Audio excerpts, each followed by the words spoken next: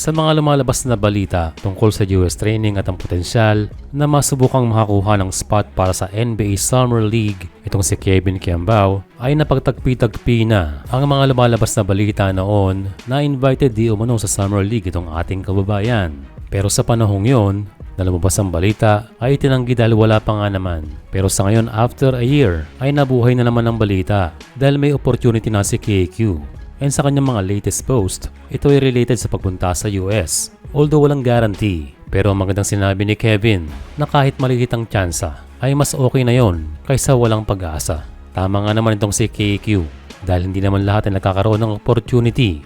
Pero ang maganda ay kanyang masusubukan. And bonus din na may mga tao na siya ay susuportahan kabilang ang pamunuan ng kanyang team na Goyang Sono na posibleng samahan siya ng isang CEO hanggang sa US. And speaking of his KBL team, ay meron itong bahayag base sa phone call ng Jump Ball Korea. Ayon sa isang official ng Sono, ay matagal lang gustong subukan ni KQ ang NBA Summer League. At sa pagkakataong ito, ay ibinibigay nila ang kanilang full support at respeto sa desisyon ng ating kababayan. Kaya salamat sa kupunan ng Goyang. Anyway, babalik pa naman itong si KQ sa Sono dahil active pa ang kanyang kontrata. Dagdag naman ni Kiambao na isa itong one step closer to the league. Halos lahat naman siguro ng mga player ay gustong makatungtong sa pangarap na liga. Sabi ni KQ, the dream's not far when you're moving with purpose. Ayun ang kanyang motivation. Walang bagay na natutupad o mangyayari at magkakaroon ng resulta kapag hindi mo ito hahakbangan. And speaking of purpose, ay maraming purpose yan si KQ.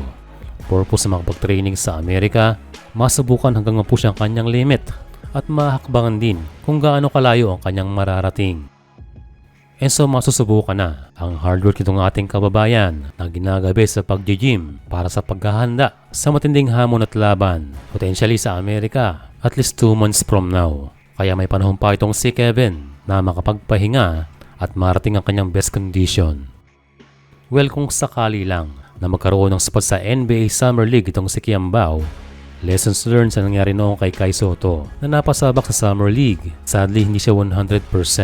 Dahil kahit anong husay ng player, kapag ito ay merong iniinda, ay apektado ang opportunity. Yes, nandoon ng experience, pero mas maganda ay magkaroon ng best experience na bibihira lamang mangyari sa isang player. Magaganap ang NBA Summer League from July 10 to July 20, 2025 na malapit na sa FIBA Asia Cup. But still in time sa laro ng Gilas na gaganapin sa August 6th kaharapang Chinese Taipei. And so makakahabol pa rin sa ensayo si Kiambao kung sakaling siya ay matuloy sa kanyang misyon sa Amerika. And again, hopefully ay hindi lamang si KQ ang makatungtong sa big stage. Sana rin other players like Tamayo would be interesting to watch kung sakali na maimbitahan.